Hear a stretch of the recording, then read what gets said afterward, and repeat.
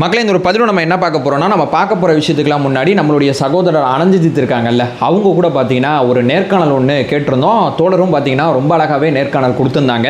அந்த நேர்காணல் பார்த்தீங்கன்னா கூடிய விரைவில் வெளியாகும் அப்படிங்கிற ஒரு நல்ல விஷயத்தை நான் முதல்ல சொல்லிக்கிறேன். அந்த நேர்காணல் பார்த்தீங்கன்னா பேசிக்கிட்டே இருந்தோம். கிட்டத்தட்ட 1.5 மணி நேரம் போயிடுச்சு. ஸோ 3 பார்ட்டாக அந்த நேர்காணலை ரிலீஸ் பண்ணலாம், 2 பார்ட் இல்லை 3 பார்ட்டாக ரிலீஸ் பண்ணலாம் அப்படிங்கிற ப்ராசஸ், அந்த எடிட்டிங் ப்ராசஸ் ஒரு பக்கம் போயிட்டுருக்கு. கூடிய விரைவில் பார்த்தீங்கன்னா அந்த நேர்காணல் ரிலீஸ் ஆகும். நம்ம சேனலில் வராது, வேற ஒரு சேனலில் வரும். நான் கொலா பண்ணி நம்ம சேனலில் நீங்கள் பார்க்குற அத்தனை வசதிகளுமே நான் ஏற்படுத்தி கொடுத்துட்றேன். அந்த நேர்காணல் பார்த்தீங்கன்னா வழக்கமான ஒரு கேள்வி பதில் மாதிரி இருக்காது. இன்டெப்தான கேள்விகள், அதே நேரத்தில் ரொம்ப ரொம்ப முக்கியமான பதில்கள். உங்களை மேலும் மேலும் இந்த அரசியல் களத்தில் நான் ஒரு தாவேக்கா தொண்டேன் அப்படிங்கிற பெருமைப்படுத்தும் விதமாக அந்த அரசியல் பேச வைக்கிறது மாதிரி அந்த நேர்காணல் அமைஞ்சிருக்கு அப்படிங்கிற விஷயத்தை நான் முதல்ல சொல்லிடுறேன். இந்த வீடியோ நம்ம என்ன பார்க்க போறோம்னா, அதாவது தலைவர் விஜய் அவர்கள் நேற்றைய தினம் 10 மணிக்கு, அதாவது இன்னைக்கு தான் வேட்புமனு வந்து தாக்கல் செய்யறதுக்கு கடைசி நாள், நேற்று ரிலீஸ் பண்றாரு. அப்போ நம்ம எங்கேயோ சொதப்புறோம் தானே பாண்டிச்சேரியில் நம்மளுடைய பாலிடிக்ஸ் எப்படி போயிட்டு இருக்கு, நம்ம எப்படி ஜெயிப்போமா மாட்டோமா, தலைவர் ஏன் இவ்வளவு தாமதமாக பார்த்தீங்கன்னா வேட்புமனு அந்த செக்டாருக்குள்ளே போறாரு, அப்போ நம்ம ரொம்ப தெளிவாக இருந்தால் வேகமாக பண்ணியிருக்கலாம்ல, பாண்டிச்சேரி பாலிடிக்ஸை பற்றி உனக்கு எதுவும் தெரியுமா, உன்னால் அதை பற்றி புரிய வைக்க முடியுமா அப்படின்னு சொல்லி ஏகப்பட்ட பேர் சில விஷயங்களை போட்டதை நான் பார்த்தேன். நான் இதை பற்றி தெளிவாக பேச முடியுங்கிற நம்பிக்கை எனக்கு ஏன் இருக்குன்னா, இப்போ நான் உட்காந்துருக்கேன்ல, இங்கேருந்து 5 கிலோமீட்டர் தான் பாண்டிச்சேரி. ஸோ பாண்டிச்சேரி பாலிடிக்ஸையும் நம்மளால் கவனிக்க முடியும், தமிழ்நாடு பாலிடிக்ஸையும் பார்த்துட்டு இருக்க முடியும். ஏன்னா நான் கடலூரில் இருக்கேன், கடலூர்லேருந்து 5 கிலோமீட்டர் தான். நீங்கள் கடலூரில் இருந்தாவே பாண்டிச்சேரியை சேர்த்து தான் உட்காந்து பேசிகிட்டு இருப்பாங்க. ஏன்னா இந்த எல்லையோரத்தில் இருக்கக்கூடிய மக்களுக்கு பாண்டிச்சேரி பாலிடிக்ஸ் ரொம்ப அழகான அத்துப்படி. அதனால நம்ம எப்படிப்பட்ட யூகங்கள் வகுத்திருக்கோம் அப்படிங்கிறத பற்றி தெளிவாளமாக அந்த ஒரு பதிவில் பார்க்கலாம். ரொம்ப பியூட்டிஃபுல்லாக நம்ம யூகங்களை வகுத்திருக்கோம். நான் பாயிண்ட் பை பாயிண்ட் இந்த வீடியோவில் டீகோட் பண்ணி பேசுகிறேன். ஒன் பை ஒன்னா தெளிவாளமாக பார்க்கலாம். உற்சாக வணக்கங்கள், வாங்க பதிவுக்குள்ளே போகலாம். இப்போ முதல் விஷயம் மக்களே, ஆக்சுவலாக பார்த்தீங்கன்னா இப்போ நம்ம வந்து முதல்ல சின்னம் எப்படி வாங்கணும் அப்படிங்கிற ப்ராசஸ்லேருந்து நான் வரேன். ஃபர்ஸ்ட் ஆஃப் ஆல் பார்த்தீங்கன்னா தமிழ்நாட்டுக்கு அப்ளை பண்ணும்போது பாண்டிச்சேரிக்கும் அப்ளை பண்ணல. நல்லா கவனிச்சு பார்த்தீங்கன்னா தெரியும், பாண்டிச்சேரிக்கு தனியாக விசில் கேட்டோம், தமிழ்நாட்டுக்கு தனியாக விசில் கேட்டோம். ஏன்னா தமிழ்நாட்டில் கிடச்சி பாண்டிச்சேரியில் கிடைக்காம இருந்துடக்கூடாது, பாண்டிச்சேரியில் கிடச்சி தமிழ்நாட்டில் கிடைக்காம இருந்துடக்கூடாது, ரெண்டையும் ஒன்றா போட்டு எதுவும் பிரச்சனை வந்துடக்கூடாது. அதனால ரெண்டையும் தனித்தனியாக போடுவோம் சொல்லி தனித்தனியாக போட்டு எந்தவித பிரச்சனையும் இல்லாமல் 2 பகுதியிலுமே நம்மளால் விசில் சின்னத்தை நமக்கு தேவைப்பட்ட நம்ம ஆசை சின்னத்தை வாங்கியிருக்கோம் அப்படிங்கிற விஷயத்தை நான் முதல்ல தெளிவாக சொல்லிடுறேன். இது நம்பர் 1. நம்பர் 2 பார்த்தீங்கன்னா பாண்டிச்சேரியில் வேலையே நடக்கலை அப்படின்லாம் நான் ஏற்றுக்கவே மாட்டேன். ஏன்னா 16/2/2026 அன்னைக்கு தலைவர் விஜய் அவர்கள் பார்த்தீங்கன்னா ஒரு 30 பேர் கொண்ட ஒரு, இவங்க தான் பாண்டிச்சேரியில் வந்து வேலை செய்ய போகிறாங்க அப்படின்னு சொல்லி ஒரு 30 பேர் கொண்ட ஒரு பட்டியல் ஒன்று போட்டிருப்பாங்க. பாண்டிச்சேரியில் நம்ம தோழர்கள் இந்த 30 பேருக்கு ஹெல்ப் பண்ணுங்க, உதவி பண்ணுங்க, இவங்க தான் நிர்வாக குழு, இந்த நிர்வாக குழு அடிப்படையில் தான் பாண்டிச்சேரியில் நம்ம முடிவெடுக்க போகிறோம் அப்படிங்கிறத தலைவர் விஜய் அவர்கள் சொல்லியிருப்பாங்க. ஸோ இந்த 30 பேர் போதுமா பாண்டிச்சேரியில் நம்ம வந்து வேலை பார்க்கறதுக்கு அப்படிங்கிற கொஸ்டின் நிச்சயமா உங்க மனசுல வரும். இதை நான் ஏன் அழுத்தம் திருத்தமா சொல்றேன்னா, இப்ப ரங்கசாமி அவர்கள் பாண்டிச்சேரியில் முதலமைச்சராக இருக்காரு. இவருடைய கட்சியில எவ்வளவு பேர் தெரியுமா பொறுப்புகள் போட்டு கொடுத்திருக்காரு? ஒரு 20 பேர் இருப்பாங்க. 20 பேர் இருக்கா. இவரு கிட்டத்தட்ட பாத்தீங்கன்னா 2 முறை அதிகாரத்துக்கே வந்திருக்காரு. என்னப்பா ரொம்ப வித்தியாசமா இருக்கு, 20 பேர் மட்டும்தான் ஒரு கட்சியில பொறுப்புல இருக்காங்கன்னா அவங்கள வச்சு எப்படி வர முடியும் அப்படின்னு கேட்டீங்கன்னா, அதுதான் பாண்டிச்சேரி. ஏன்னா பாண்டிச்சேரி யூனியன் பிரதேசம். பாண்டிச்சேரியை மட்டும் நீங்க கணக்கு பண்ணக்கூடாது. பாண்டிச்சேரியில் 23 தொகுதி இருக்கு. ஒரு பக்கம் காரைக்கால் 5 தொகுதி இருக்கு. இந்த பக்கம் தெரியும் பார்த்தீங்கன்னா ஏனத்துல 1 தொகுதி இருக்கு, மாஹேல 1 தொகுதி இருக்கு. டோட்டலா பார்த்தீங்கன்னா 30 தொகுதி மட்டும்தான் பாண்டிச்சேரியில் இருக்கு.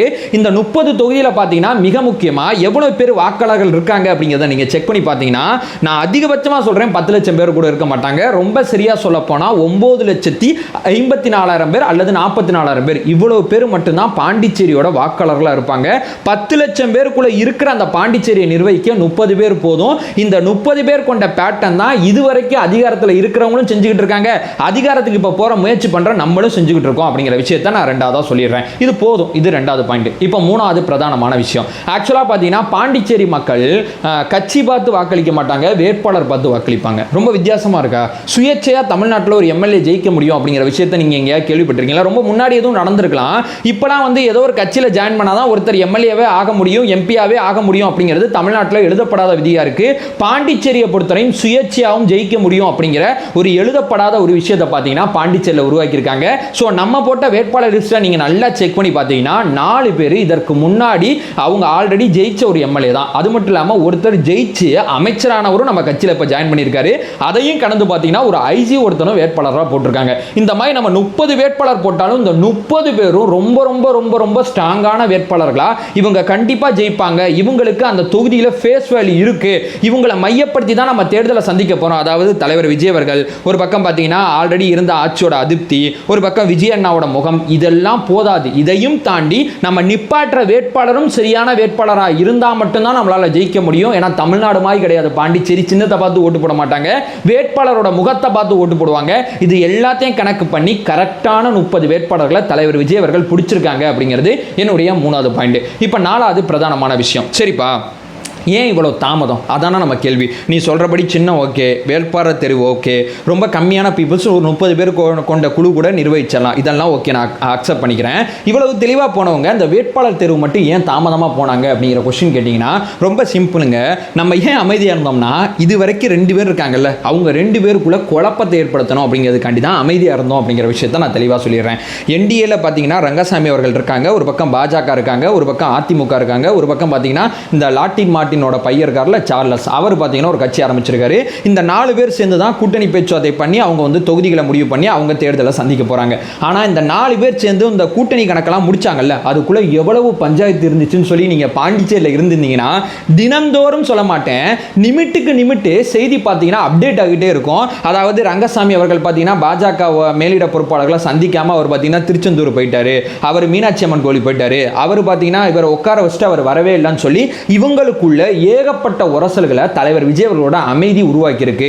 ஏன் தெரியுமா? இவர் பார்த்தீங்கன்னா அந்த லாட்டி மார்ட்டினோட பையன் இருக்கார்ல, அவருடைய கட்சி அந்த கூட்டணியில் சேர்த்துக்கூடாதுன்னு சொல்லி ரங்கசாமி அவர்கள் கட்டுப்பாடு வச்சாங்க. அதை பாஜக ஏற்க மறுத்துருச்சு.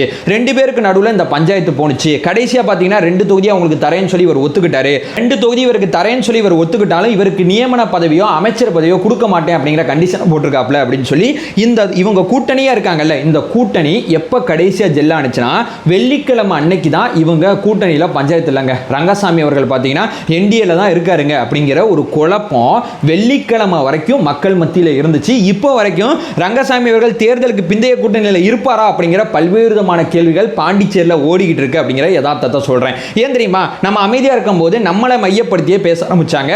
நம்ம தான் டாக் ஆஃப் த டவுனா இருந்தோம். விஜய் அவர்கள் என்ன பண்ண போறாங்க, ரங்கசாமி அவர்கள் பக்கம் போறாங்களா, ஒரு பக்கம் காங்கிரஸ் அவர்கள் பக்கம் போறாங்களா, தனித்து நிற்க போறாங்களா அப்படிங்கிறது விஜய் என்ன அமைதியாக தன்னுடைய வேலையை பார்க்கும்போது விஜய் அண்ணாவை மையப்படுத்தி தான். ஏன்னா நமக்கு பாண்டிச்சேரியில் முதலமைச்சர் வேட்பாளர் நம்ம அறிமுகப்படுத்த போறதில்லை, விஜய் அண்ணா பாண்டிச்சேரியில் நம்ம போட்டி போட போறதில்லை. இருந்தாலும் பாண்டிச்சேரியில் நம்ம பேசுபொருளா இருந்தா மட்டும்தான் நம்மளால ஜெயிக்க முடியும். டாக் ஆஃப் த டவுனா நம்ம இருக்கணும். டாக் ஆஃப் த டவுனா நம்ம இருக்கணும்னா இருக்கிற 2 கூட்டணிக்குள்ள நம்மளை வச்சு பஞ்சாயத்து வந்தா மட்டும்தான் அது டாக் ஆஃப் த டவுனா இருக்க முடியும். நம்ம 2 பேரும் இந்த 2 பேருக்கு நடுவில் ஒரு பஞ்சாயத்து நான் இப்போ உங்கள்கிட்ட சொன்னேன்னா இன்னொரு பஞ்சாயத்து நம்ம எதிர்பார்க்காத பஞ்சாயத்துன்னு சொல்றேன். காங்கிரஸுக்கு திமுகவுக்கு நடுவில். ஆக்சுவலா காங்கிரஸுக்கு திமுகவுக்கு நடுவில் என்ன தெரியுமா பஞ்சாயத்து? யார் தலைமை அப்படிங்கிறதே அவங்களுக்குள்ள பஞ்சாயத்து. 2016 தேர்தலில் பார்த்தீங்கன்னா 21 இடங்களில் போட்டி போட்ட காங்கிரஸ் 15 இடங்களில் ஜெயிச்சாங்க.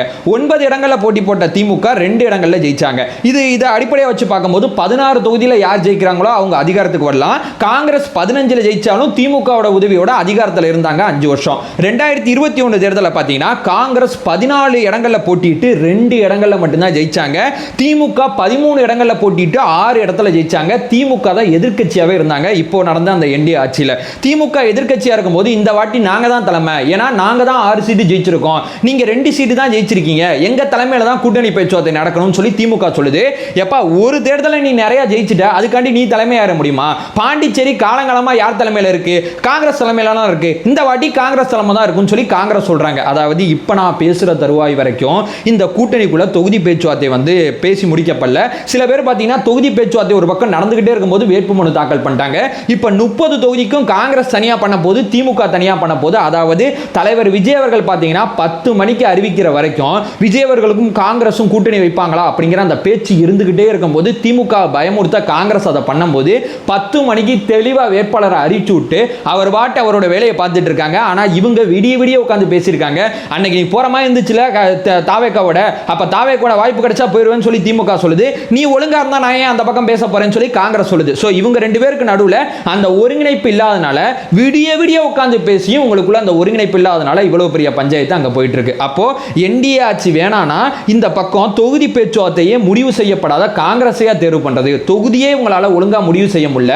அப்ப இவங்கள்ட்ட அதிகாரம் கொடுத்தாங்கன்னா அடுத்து அமைச்சர் பதவியில் சண்டை போட்டுப்பாங்க, அடுத்து இலக்கால சண்டை போட்டுப்பாங்க.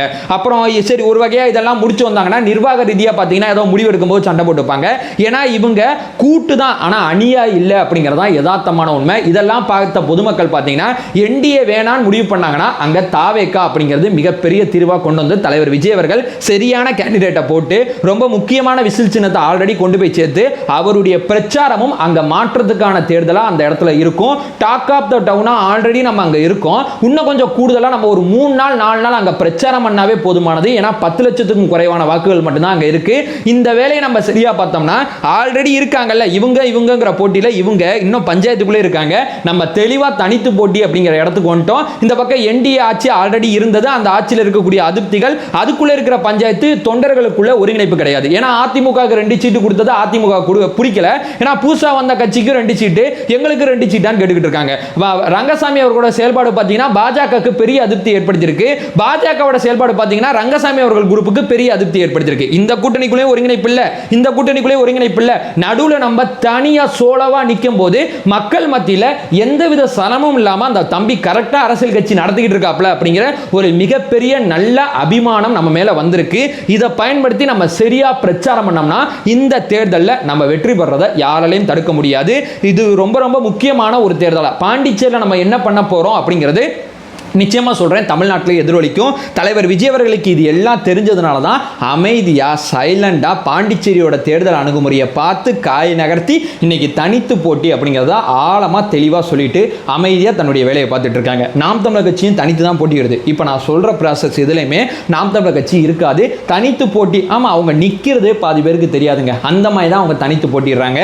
நம்ம தனித்து போட்டி தான், ஆனா எல்லாரையும் பேச வச்சுட்டு நம்ம தனித்து போட்டிடுறோம். நம்ம தலைவரோட மாற்றத்துக்கான பிரச்சாரம் பாண்டிச்சேரி மக்களுக்கான வாக்குறுதி நம்ம கொடுத்தோம்னு வைங்களேன், 2026 தேர்தலில் தமிழ்நாட்டில் சொய்படிக்கிற மாதிரி பாண்டிச்சேரியில் நம்ம பெரிய தாக்கத்தை ஏற்படுத்தலாம். ரொம்ப அற்புதமான யூகத்தை வகுத்திருக்காங்க அப்படிங்கிறது இந்த வீடியோவில் நான் உங்கள்கிட்ட ஷேர் பண்ணிக்கிறேன். பாண்டிச்சேரி தானே அந்த அரசியல் எதுக்கு எனக்கு அப்படின்னு கேட்டிங்கன்னா, பாண்டிச்சேரியில் என்ன நடக்குதோ நான் மறுபடியும் சொல்கிறேன், எல்லையோரத்தில் இருக்கக்கூடிய தமிழ்நாடு மாவட்டங்களில் ஒரு பெரிய தாக்கத்தை ஏற்படுத்தும். சொல்லப்போனால் விழுப்புரத்தில், கடலூரில், அந்த பக்கம் தெரியும் பார்த்தீங்கன்னா மிக முக்கியமாக திருவண்ணாமலை வரைக்கும் கூட தாக்கத்தை ஏற்படுத்தும். இந்த மாதிரி ஒரு பாண்டிச்சேரி பாலிடிக்ஸ் இங்கே ரொம்ப ரொம்ப முக்கியமானதா சரியா நம்மளால பண்ணப்பட்டிருக்கு அப்படிங்கிற ஒரு விஷயத்தை இந்த வீடியோவில் சொல்லிட்டு இந்த வீடியோ நான் எண்ட் பண்ணிக்கிறேன். நம்ம சேனலை ஃபர்தரா ஃபாலோ பண்ணீங்கன்னா தாவேகா சார்பா ஏகப்பட்ட பதிவுகளை தொடர்ச்சியா பார்த்துட்டு இருக்கோம். நம்மளோட ஒரே நோக்கம் அறியாமை அகற்ற வேண்டும், அறியாமை அகற்றப்பட வேண்டும். Thank you so much.